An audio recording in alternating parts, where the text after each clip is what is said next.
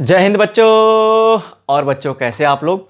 तो बच्चों अभी हम लोग बात करेंगे हाइट एंड डिस्टेंस।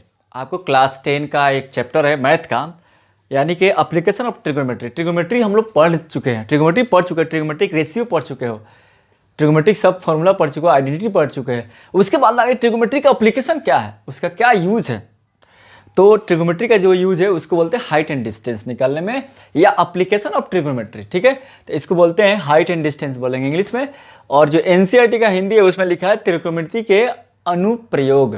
ठीक है बच्चों, तो हम लोग यानी कि ट्रिगोनोमेट्री तो पढ़ लिए, आखिर इसका रियल लाइफ में कहाँ पे एप्लीकेशन है। How can you apply trigonometry in your real life. आपके असल जिंदगी में आखिर ट्रिगोनोमेट्री कैसे आप उपयोग कर सकते हैं, ट्रिगोनोमेट्री का उपयोग करके, त्रिकोणमिति का उपयोग करके आप क्या क्या निकाल सकते हैं। तो बच्चों आप लोग पहले से जानते हैं कि त्रिकोणमिति का उपयोग करके हम किसी भी एक बिल्डिंग है, कोई घर है या कोई महल है या कोई पेड़ है, उसकी लंबाई को निकाल सकते हैं अगर हमारे पास एंगल हो तो। ठीक है, तो आप बने रहिए हमारे क्लास के साथ। मैं अमजद अली, आपका टीचर, आपका मोटिवेटर, आपका पथ प्रदर्शक, आपका स्वागत करता हूं आपके खूबसूरत से चैनल द्रोणाचार्य क्लासेस में, in short DC classes with amazing concept. ठीक है बच्चों, तो हम लोग अब चलते हैं, बात करते हैं, अब अपने टॉपिक की ओर बढ़ते हैं।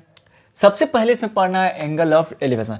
आप लोग कॉपी पेन निकाल लीजिए और टेंशन फ्री होकर नोट्स बनाइए या क्वेश्चन सॉल्व कीजिए। टेंशन फ्री होगा, ये नहीं कि एकदम पूरा टेंशन में आके सॉल्व करना है, आराम से मजे ले लेकर सॉल्व कीजिए। ठीक है, चलो बच्चों सबसे पहले देते हैं एंगल ऑफ एलिवेशन क्या होता है। इसको हिंदी में बोलते हैं उन्नयन कोण बोलते हैं, उन्नयन को।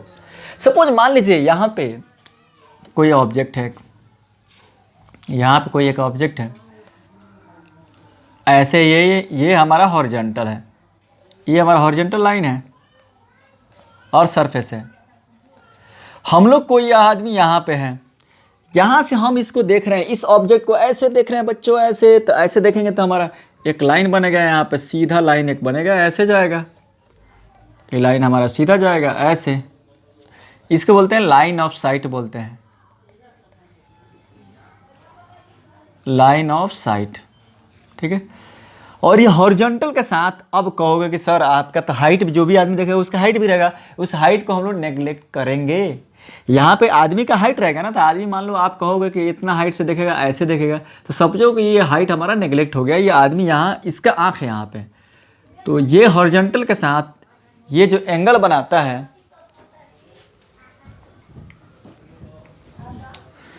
तो यहाँ पे जो एंगल बनेगा बच्चों, ये लाइन ऑफ साइट, इसको हिंदी में बोलते हैं बच्चों, इसको हिंदी में इसका नाम है लाइन ऑफ साइट, को हम लोग हिंदी में बोलते हैं दृष्टि रेखा।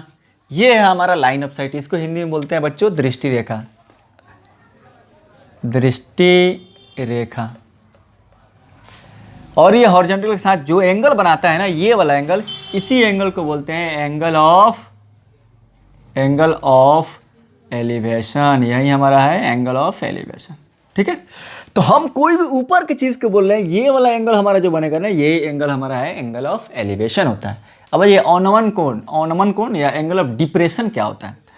सपोज कि ये हॉरिजॉन्टल सरफेस है, ये हॉरिजॉन्टल सरफेस है, यहाँ पे कोई ऑब्जेक्ट रखा हुआ है, हम कोई बिल्डिंग पर यहाँ पे हैं, हम लोग है यहाँ पे, यहाँ से हम लोग देख रहे हैं ऐसे, इस ऑब्जेक्ट को ऐसे देख रहे हैं, तो ऑब्जेक्ट को देखेंगे तो हमारे आँख इसके साथ ये एंगल बनाएगा। ठीक है, और यहाँ से एक हॉरिजॉन्टल लाइन यहाँ पे ड्रॉ कर रहा है, ये हॉरिजॉन्टल लाइन हम लोगों ने ड्रॉ किया जो इसके पैरेलल है। तो ये वाला जो एंगल होता है ना, इस एंगल को बोलते हैं एंगल ऑफ डिप्रेशन। ठीक है बच्चों, यानी कि अवनमन कोण। और आप लोग को बता दें कि ये एंगल ऑफ डिप्रेशन होगा तो ये एंगल ऑफ एलिवेशन होगा, दोनों बराबर होता है। ये होगा हमारा एंगल ऑफ एलिवेशन होगा बच्चों, एंगल ऑफ एलिवेशन। तो क्योंकि ये पैरेलल लाइन है, ऐसे जाता है लाइन, ऐसे ऐसे, तो आप लोग को बता दिए हैं कि पैरेलल लाइन होगा दो, तो ये जो जेड बनेगा, एन बनेगा, तो इस केस में आपको ये पैरेलल लाइन हमारा दोनों एंगल जो होता है अल्टरनेट इंटीरियर बराबर होता है। That's why we can say that, क्या हम लोग कह सकते हैं बच्चों, तो angle of depression, angle of depression equals to बच्चों angle of elevation, angle of elevation. पूरा कहानी इसी पे है। एंगल ऑफ डिप्रेशन और एंगल ऑफ एलिवेशन आपको पहचानना है। ठीक है बच्चों, अब चलो अपने क्वेश्चन की ओर हम लोग बढ़ते हैं। ठीक है,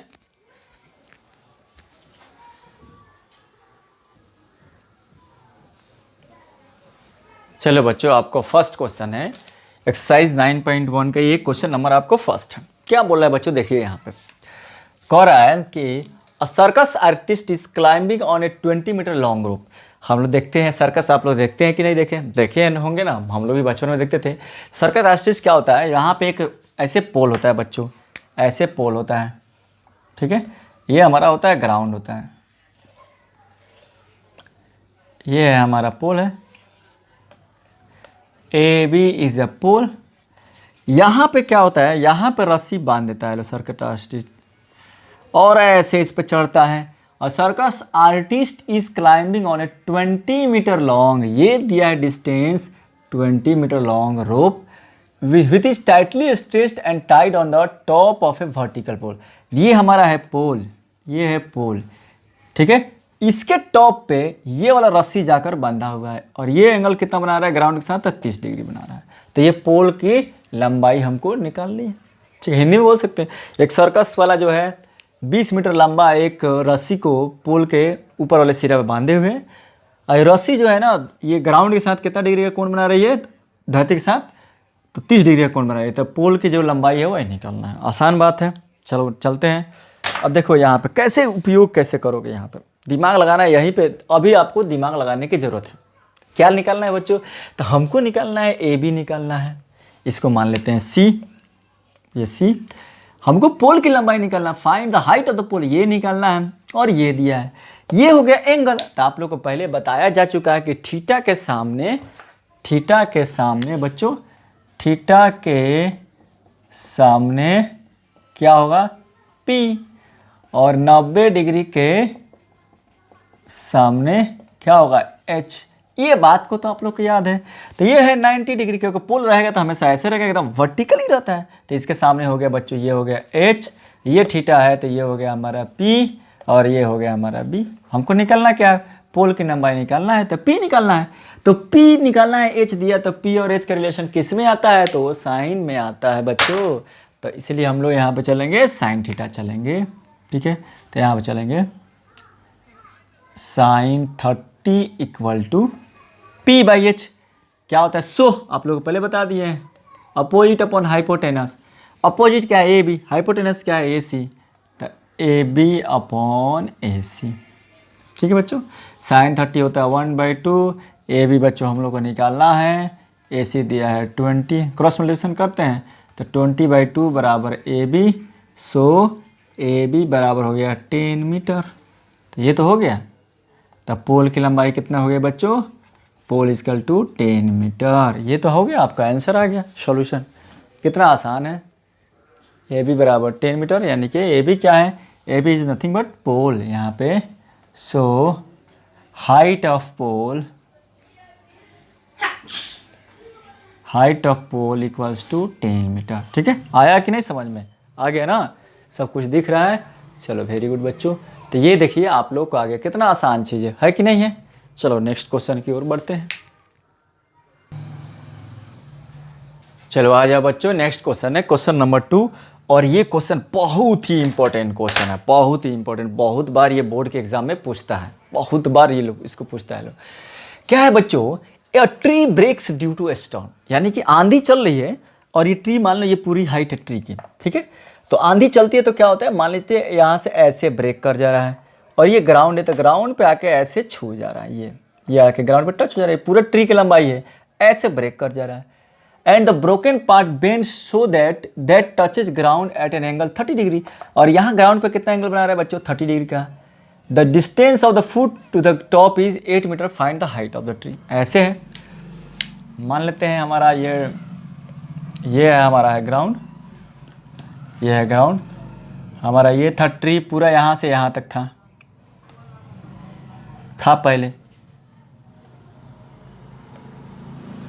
ये था ट्री था। ठीक है बच्चों, ये है ए, ये है बी, ये है सी और ये है हमारा डी है। ये पूरा हाइट ऑफ द ट्री था पहले, कब? आंधी आने से पहले था। एक पेड़ है, आंधी आने से पहले उसकी हाइट कितनी है बच्चों? ऐसी है, पूरी तरह था। आंधी आया तो इसका कुछ पार्ट टूट के ऐसे यहाँ पे आके लटक गया, यानी कि ए बी जो है यहाँ से टूट कर आकर यहाँ पे ऐसे लटक जा रहा है। तो यहाँ पे अब गया, अब ए बी आ गया यहाँ पे, और ए बी कितना एंगल बना रहा था बच्चों? 30 डिग्री। ये होता, अब इसको मान लेते हैं बच्चों x, इसको मान लेते हैं y। तो ये हमारा y रहा, ये x कहाँ पे आ गया? तो यही ना आकर यहाँ पे ए बी ही क्या बचा हमारा? डी सी बचा। तो ये हो गया हमारा x।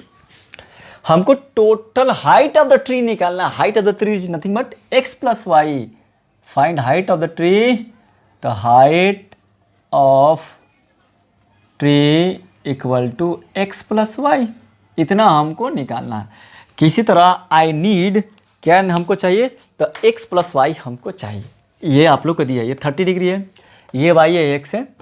हाँ, ये दिया है 8 मीटर, ये दिया है जहाँ से टच कर रहा है ये दे दिया है 8 मीटर दे दिया है।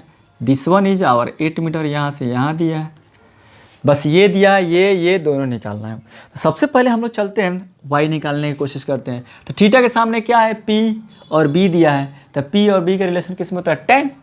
तो चलते हैं, तो हम लोग कहेंगे सबसे पहले tan 30 बराबर क्या हो जाएगा बच्चों? p बाई b, तो y बाई 8 हो जाएगा, BC बट्टा DC। तो BC क्या है बच्चों? y हम लोग मानिए, ये x माने, तो ये BC हो गया y, p by b, tan theta क्या होता है? p बाई b, तो p बाई 8 हो गया। ठीक है, tan 30 का वैल्यू क्या होता है? 0, 1 बाई रूट 3, आप लोग को पहले बता चुके हैं। ये हो गया 1 by root 3 y upon 8, cross multiplication करेंगे तो 8 by root 3 equal to y, यानी कि y का वैल्यू आपके पास आ गया 8 अपॉन रूट 3 आ गया। ये सिर्फ आया y का वैल्यू। कुछ पार्ट ऑफ द ट्री हमारे पास निकल गया। हम लोगों ने क्या पाया? तो कुछ पार्ट ऑफ द ट्री हम लोगों ने निकाल लिया। अब चलते हैं, अब हमको ये निकालना है, तो इसके लिए b दिया है और h निकालना है। तो चलते हैं cos, देखेंगे क्या दिया है बच्चों। तो x निकालना है, x क्या है? h है, 90 के सामने तो h है, और क्या दिया है? b दिया है। तो b और h का रिलेशन किस में आता है? तो cos में आता है, आप लोगों को पहले से पता है। तो cos 30 डिग्री हो गया हमारा, क्या हो गया? b by H. तो b कितना है हमारा? 8b, यानी कि DC, और h क्या है बच्चों?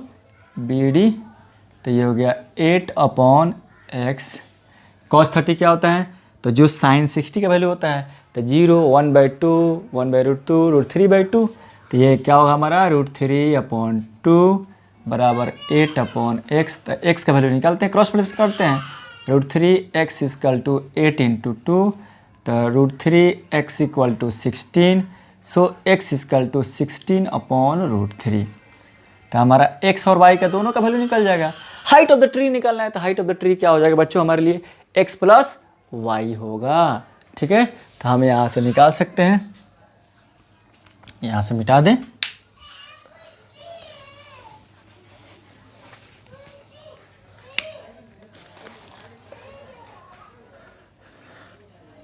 Height of tree equals to x plus Y.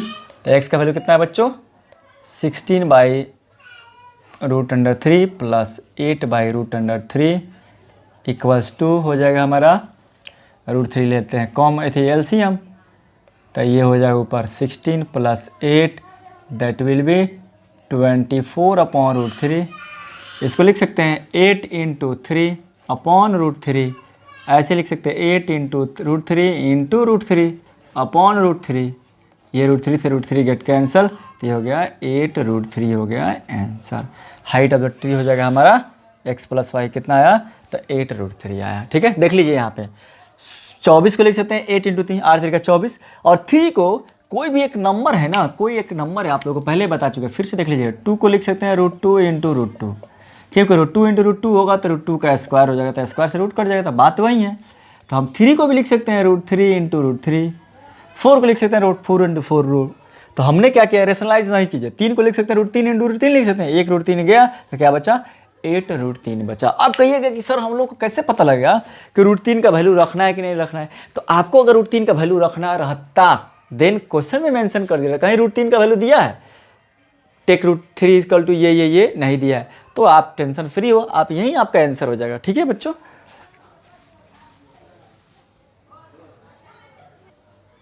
चलो आ जाओ बच्चों, नेक्स्ट क्वेश्चन आपके सामने है। तो कह रहा है a contractor plans to install 2 slides, यानी कि गवर्नमेंट का कहीं से ये आया होगा, ऑप्शन आया होगा कि आपको जब बगीचा में जाते हो, आप लोग भी बच्चे हैं, तो ऐसे क्या होता है, ऐसे चढ़कर ऐसे स्लाइड्स नहीं करते हैं, स्लाइड करने वाला जो रहता है, उसी तरह 2 स्लाइड बनाना है। तो एक 5 साल का below for children below 5 years, height of the slide, 5 साल के नीचे जो चिल्ड्रन है, स्लाइड का हाइट कितना है 1.5 और इंक्लाइन कितना है 30 डिग्री पे। ठीक है, ठीक है बच्चों, यानी कि बिलो 5 ईयर का जो हो रहा है, ये ऐसा स्लाइड आ रहा है कुछ ऐसा, ये हाइट है 1.5 मीटर, और ये जो इंक्लाइनेशन है अर्थ के साथ, इंक्लाइनेशन मतलब ये एंगल, इंक्लाइनेशन मतलब what is the angle with the ground, यानी कि जो हमारा ग्राउंड के साथ कितना डिग्री पे है बच्चों, तो 30 डिग्री पे है। ये ए मान लो, ये बी मान लो, ये 90 डिग्री है, ये सी मान लो। समझ में आ रहा है? ये है स्लाइड की ऊंचाई है, स्लाइड इज एट इतना metre and inclined at 30 degree. ठीक है, पहला केस बोल रहा है इसमें। ठीक है, अब दूसरा केस क्या बोल रहा है, ये 5 ईयर्स के नीचे है, बिलो 5 ईयर्स, यानी कि लेस देन 5 ईयर्स, और ये है एल्डर चिल्ड्रन के लिए ग्रेटर 5 ईयर्स।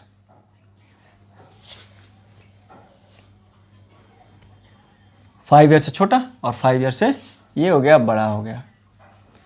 इसके लिए जो है इंक्लाइनेशन है 60 डिग्री, ये है 60 डिग्री, और ये है 3 मीटर है। ये हो गया ए बी और ये हो गया सी। क्या निकालना है, हर एक केस में क्या होता है, लेंथ ऑफ द स्लाइड ये ए सी निकालना है या भी ए सी निकालना है, दोनों केस में अलग अलग निकाल लेना है। चलते हैं निकाल लेते हैं।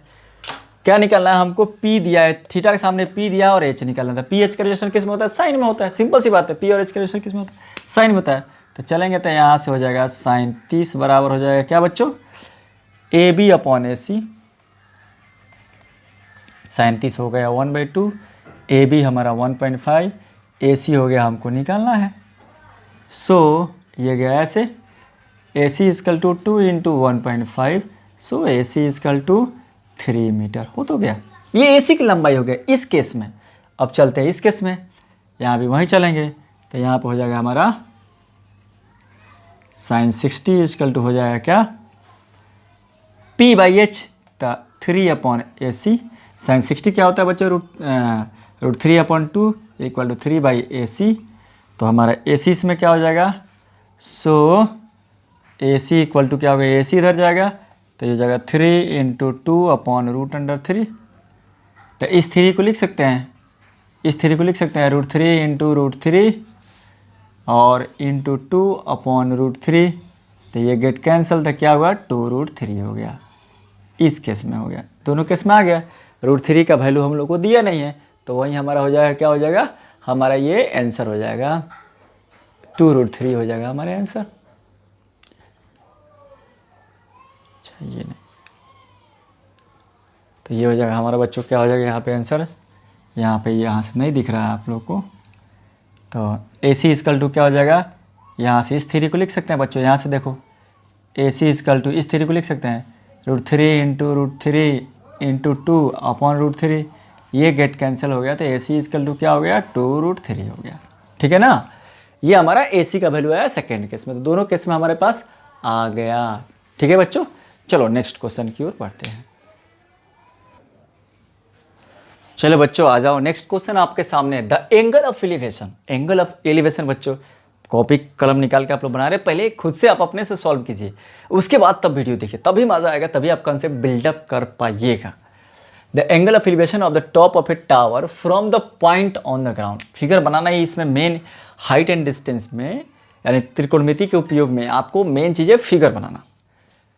The angle of elevation of the top of a tower, ये टावर हो गया हमारा, यहाँ से हम देख रहे हैं इस टॉप ऑफ द टावर को, तो यहाँ से देख रहे हैं तो एंगल ऑफ एलिवेशन यही ना होगा।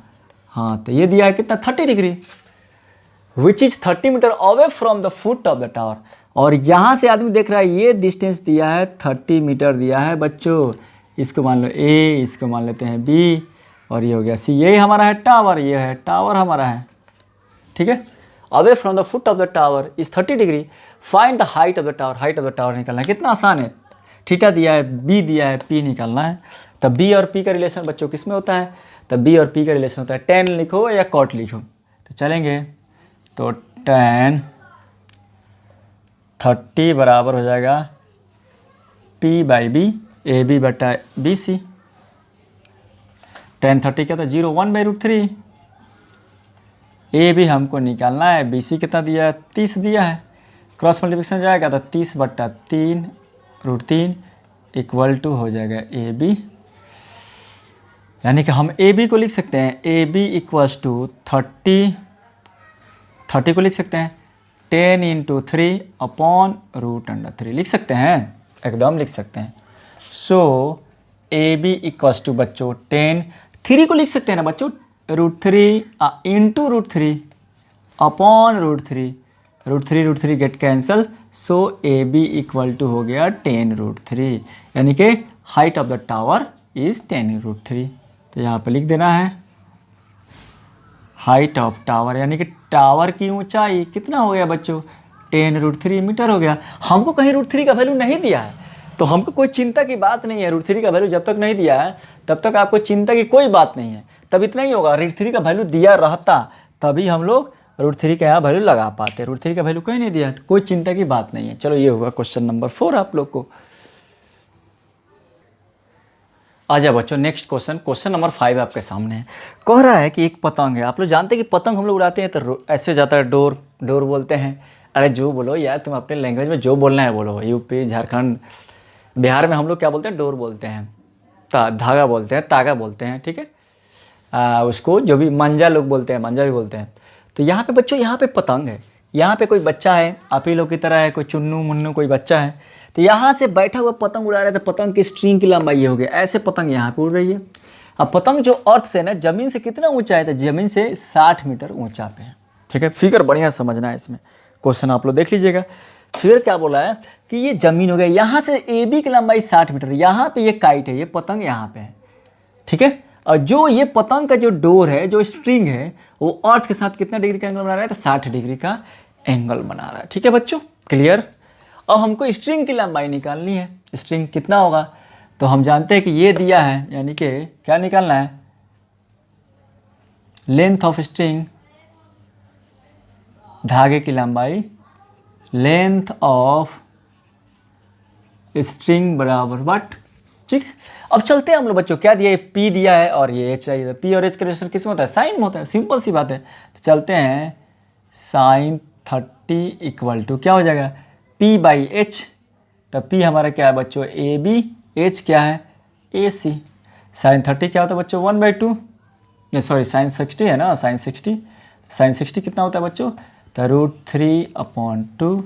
ये हो गया। ए बी हमारा दिया है 60, ए सी हमको निकालना है, क्रॉस मल्टीप्लिकेशन की है तो √3 × AC इक्वल टू 60 × 2, ठीक है। सो AC इक्वल टू हो जाएगा बच्चों 60 × 2 अपॉन √3। अब देखिए, अब हमको √3 को काटना है, रेशनलाइज के झमेला छोड़िए, क्या करना है? 60 को हम लिख सकते हैं 20 × 3 × 2, नीचे है √3, लिख सकते हैं कि नहीं?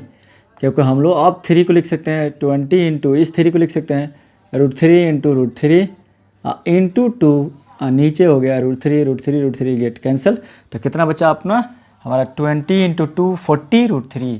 सो हमारा आया, कितना आया बच्चों? AC बराबर आ गया 40 √3। ये हो गया अपना आंसर। धागे की जो लंबाई है, स्ट्रिंग की लंबाई है, लेंथ ऑफ द स्ट्रिंग यहाँ पे √3 है, आप लोग को नहीं दिख रहा होगा, ये है √3, तो ये कट गया। तो धागे की जो लंबाई है ये हमारा है 40 √3 आ गया, ठीक है बच्चों। तो ये हो गया अपना क्वेश्चन नंबर 5। अब आ जाओ क्वेश्चन नंबर 6 चलते हैं। आ जाओ बच्चों, नेक्स्ट क्वेश्चन है। क्वेश्चन नंबर 6 क्या कर रहा है बच्चों? एक बार पढ़ लेता हूँ क्वेश्चन कि 1.5 metre tall boy is standing at some distance from a 30 metre top building. एक 30 मीटर का टॉप बिल्डिंग है, 30 मीटर ऊंचा एक बिल्डिंग है, और इसके कितना दूरी पर? तो 30 metre top building some distance पे ये रुका हुआ है। ये डिस्टेंस हम लोग को पता नहीं है, ए बी इसको मान लेते हैं सी। यहाँ पे रुका हुआ है कोई 1.5 मीटर टॉल बॉय है, ठीक है। अब कह रहा है कि एंगल ऑफ एलिवेशन, कह रहा है angle of the building increases from 30 degree to 60 degree as he walks towards the building. जैसे ये बच्चा बिल्डिंग की ओर जाता है तो ये पहले एंगल ऑफ एलिवेशन कितना था बच्चों, 30 डिग्री था, दिया है। अब ये कितना इंक्रीज कर जाता है, जैसे जैसे नज़दीक जाएंगे तो आप लोगों को पता है कि एंगल बढ़ेगा, तो ये कितना हो जा रहा है बच्चों, ये हो रहा है 60 डिग्री हो जाएगा। पहले 30 था, अब 60 हो गया। ठीक है, रियली समझ में आ गया आप लोग को। तो क्या निकालना है, find the distance he walk towards the building. तो अब निकालना है कि कितना डिस्टेंस यहाँ पे था, पहले इनिशियली यहाँ पे था ए बी सी, इसी को मान लेते हैं, ये मान लेते हैं डी, ये मान लेते हैं ई, ये मान लेते हैं एफ। पहले यहाँ पे था डी पे, जैसे ये यहाँ पे था तो इसका एंगल ऑफ एलिवेशन कितना था बच्चों, 30 डिग्री था। किसके, top of the building, building के टॉप पे देखता था ऐसे आँख से तो 30 डिग्री था। जैसे बिल्डिंग को रिमूव किया तो ये 60 डिग्री हो गया। तो कितना डिस्टेंस मूव किया, यानी कि डी ई निकालना है। ठीक है बच्चों, यानी हमको क्या निकालना है, डी निकालना है। समझ में आ गया। अब आ जाइए, ये 1.5 है, ये पूरा 30 था, टॉप बिल्डिंग कितना है 30 मीटर था, पूरा बिल्डिंग है, पूरा बिल्डिंग। ये 1.5 माइनस कर देंगे तो ये कितना बच जाएगा, यहाँ से यहाँ तक बचेगा 28.5। ठीक है, क्लियर। अब एक बार चलेंगे इस ट्रायंगल में ए ई एफ में, एक बार चलेंगे ए डी एफ में। राइट एंगल ट्रायंगल यहाँ पे 90 डिग्री है। ठीक है, हमको क्या निकालना है, डी निकालना है। ठीक है बच्चों, हमको क्या निकालना है बच्चों, D E equals to what, यही निकालना है। चलते हैं सबसे पहले किस में, in triangle A D F में चलेंगे, ए डी एफ। ठीक है बच्चों, तो हमको ये दिया है 28.5, पी दिया और बी निकालना है तो 10, तो 10 30 बराबर एफ अपॉन एफ डी। ठीक है, 10 30 क्या होता है बच्चों, 1/√3। एफ हमको दिया है 28.5 अपॉन एफ डी, तो एफ डी हो गया 28.5√3। ये हो गया एक इक्वेशन। ठीक है ना, ये हमारा एफ डी आ गया, पूरा ये डिस्टेंस आ गया। अब चलो यहाँ पे चलते हैं, अब चलते हैं किस में, in triangle A E F. ठीक है, इसमें भी हम चलेंगे, पी है और बी निकालना है। tan 60 इक्वल टू हो गया बच्चों क्या, ए एफ बटा पी बटा बी, ई एफ tan से 0 1/√3 ए एफ हम लोग को दिया हुआ है कितना 28.5 और ई एफ हमको निकालना है, तो ये ई एफ इधर लेके जाएंगे तो ई एफ हो गया 28.5/√3 हो जाएगा। ठीक है, करेक्ट आ गया समझ में आप लोग को। एफ डी हमको निकल गया और ई एफ निकल गया, लेकिन अब इसमें से इसको माइनस करना है। हमको क्या चाहिए, इतना दूरी चाहिए, D is nothing but F D minus F E F, लेकिन हमको यहाँ पे √3 है तो इसको क्या करते हैं, रेशनलाइज कर देते हैं। तो √3 इन डिवाइडेड बाई √3, तो ऊपर क्या हो गया 28.5√3 और नीचे हो गया 3 से काट देंगे तो 3 सत्ते 3 बटे 24, 3 9 27, 1 28, 15 3 5 15 और ये √3 रहेगा, एक डिजिट के बाद दशमलव, ये कट गया। तो क्या बच गया बच्चों, ई एफ हमारा हो गया 9.5√3। ये ई एफ का वैल्यू आ गया, दिख रहा है आप लोगों को। तो ई एफ का वैल्यू आ गया। हमको क्या निकालना है बच्चों, हमको निकालना है डी। सो डी ई बराबर D F minus E F. तो डी एफ कितना है 28.5√3 माइनस 5√3, तो 5 0, 18 में से 9 गया 9, तो ये हो गया 19√3। ये होगा हमारा आंसर 19√3। ठीक है बच्चों, करेक्ट। चलो आगे क्वेश्चन बढ़ते हैं, आ जाओ प्यारे बच्चों। अब देखते हैं क्वेश्चन नंबर 7 कहता है, from the point on the ground the angle of elevation of the bottom and the top of A transmission tower. Transmission tower है और इस टावर को किसी के घर पे रखा गया है। ठीक है, और घर की लंबाई कितनी है बच्चों, घर की लंबाई है 20 मीटर। ये हो गया हमारा बिल्डिंग, ये हो गया बिल्डिंग, ये हो गया हमारा बिल्डिंग। ये कितना है बच्चों, तो 20 मीटर है। यहाँ से इसकी जो लंबाई है 20 मीटर है बिल्डिंग की। तो कह रहा है इसके ऊपर टावर है, यहाँ पे ये हो गया टावर, यहाँ से ये हो गया टावर, इतना दूर हो गया टावर। इसको मान लेते हैं ए, ये हो जाएगा बी और ये हो जाएगा हमारा सी। ठीक है, दिख रहा है। अब यहाँ पे कहीं ग्राउंड है, यहाँ पे कहीं ग्राउंड है, ये ग्राउंड हो गया अपना, कहीं से एक जगह से देख रहे हैं। तो क्या कर रहा है क्वेश्चन पहले समझिए।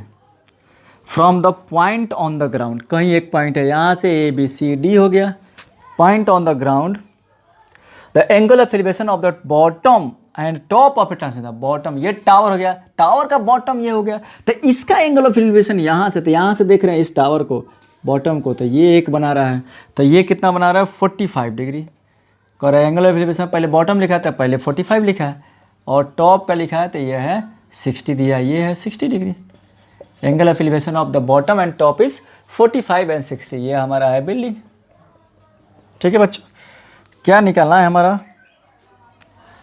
Find the height of the tower. Height of the tower हम लोग को निकालना है बच्चों, हाइट ऑफ द टावर यानी कि ए बी निकालना है, ए बी इक्वल्स टू वाट। ठीक है, ये है अपना क्वेश्चन। चलो इसमें चलते हैं, यहाँ पे सबसे पहले चलते हैं ट्रायंगल बी डी सी में। ये दिया हुआ है, ये एंगल दिया हुआ है, ये वाला एंगल दिया है 45, ये वाला एंगल दिया है 45। चलते हैं in triangle B C D, तो हमको क्या चाहिए पी और बी, tan 45 बराबर बी सी बटा डी सी, tan 45 होता है 1, बी सी दिया है 20 और डी सी हमको निकालना है, तो इधर गया तो डी सी बराबर हो गया 20 मीटर, ये हो गया tan 45, ये हो गया डी सी का वैल्यू आ गया। अब आ जाए in triangle A D C, in triangle A D C, A D C tan 60 equal to होता है, फिर यहाँ पे tan 60 पी, तो पी होगा क्या होगा बच्चों ए सी अपन बी डी सी। tan 60 क्या होता है 0 1 में √3 1 √3, ए सी का वैल्यू हम लोग को नहीं पता है, ए सी हमारा क्या हो गया यहाँ से, तो 20 प्लस इसको मान लेते हैं x, तो हो जाएगा 20 प्लस x हो जाएगा। ए सी देखिए ये हो गया 20, इसको मान लेते हैं x। ठीक है, यहाँ से let A B equal to x, और डी सी का वैल्यू हम लोग क्या आया, डी सी का वैल्यू आया 20, क्रॉस मल्टीप्लिकेशन करो तो ये हो गया 20 √3 इक्वल टू 20 प्लस एक्स। 20 को इधर लेके आते हैं तो 20 √3 minus 20 equal to x, 20 common तो ये हो गया √3 minus 1 equal to x. So tower की लंबाई निकल गया। Height of the tower is, height of tower equals to 20 into √3 minus 1 metre हो तो गया। ठीक है बच्चों, चलो नेक्स्ट क्वेश्चन, क्वेश्चन नंबर 8 आगे। चलो बच्चों क्वेश्चन नंबर 8 है, तो क्वेश्चन नंबर 8 है तो उसका अपोजिट है। क्या दिया है कि एक आप लोग को दिया है इसमें, a statue 1.6 metre tall stand at the top of a pedestal. Statue पहले रखा जाता है महात्मा गांधी का, सुभाष चंद्र बोस का, भगत सिंह का, the legends of the legend Bhagat Singh. तो स्टैचू रखा जाता है तो बच्चों क्या रखा जाता है, तो सबसे पहले एक पेडेस्ट्रल बना दिया जाता है, ईंट का बनाया जाता है ना, उसके ऊपर स्टैचू रखा जाता है कि दूर से दिखाई दे, तो उसको बोलते हैं पेडेस्ट्रल।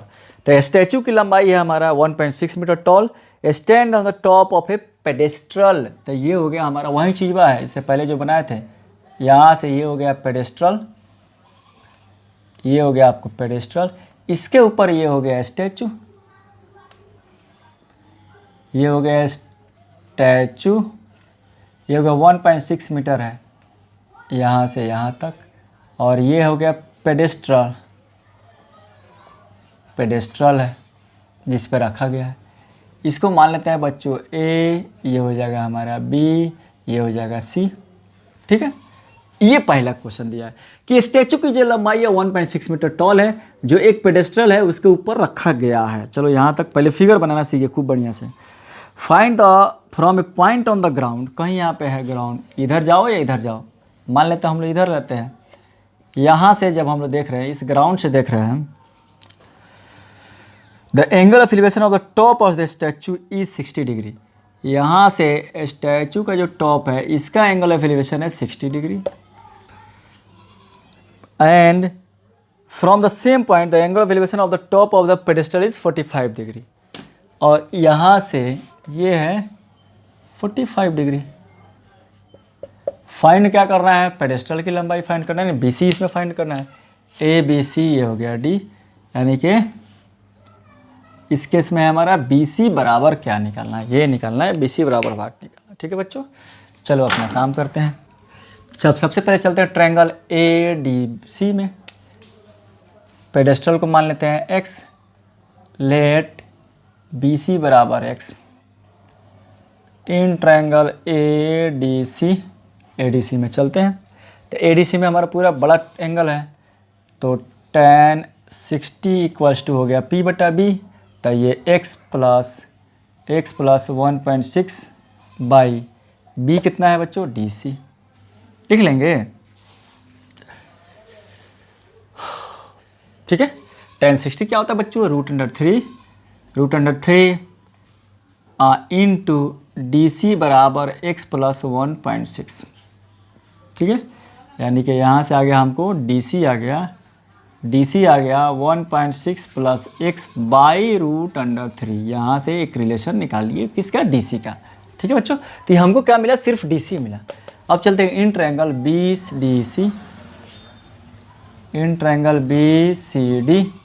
BCD tan 45 क्या होता है बच्चों, P बाई B, तो P हमारा क्या है, x, P क्या है, DC, x बाई DC। ठीक है, tan 45 क्या होता है, 1 बराबर x by DC, so DC बराबर x।